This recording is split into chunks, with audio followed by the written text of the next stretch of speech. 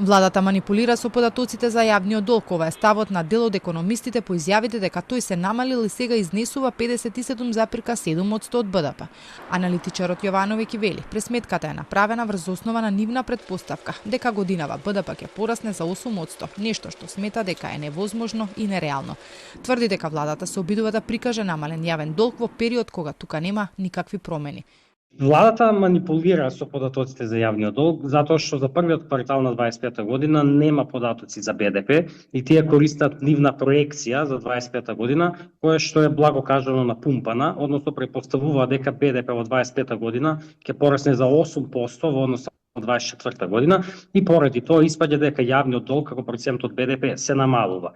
Ако се погледне во номинални износ, во апсолутен износ, јавниот долг е останат ист по првиот квартал како и на крајот на претходната година, односно 9,6 милијарди евра. И на страната на финанси за состојбата на јавниот и државниот долг, заклучно со март, стои дека за БДП се зема проекцијата на Министерството за финансии. Нивните очекувања се дека 2025-та БДП ќе биде 3,7%, иако проекциите на Светска банка и ММФ се пониски. Според Јовановиќ, ваквата пресметка на јавен долг не е нова и се правила и порано. Ова според него се случува за да се прикаже нешто добро во време кога ништо посебно не се случува во македонската економија.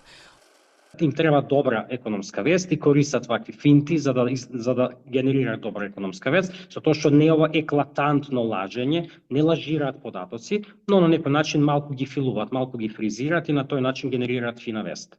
Од владата пак соопштија дека поради преземените мерки во првиот квартал јавниот долг паднал и во проценти и во апсолутна бројка, односно се намалил за 36 милиони евра испоредено со крајот на 2024 година, кога тој бил 62,4%, сега изнесува 57,7% од БДП.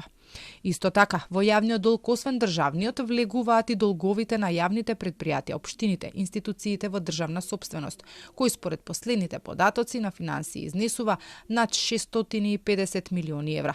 Овој долг континуирано расте.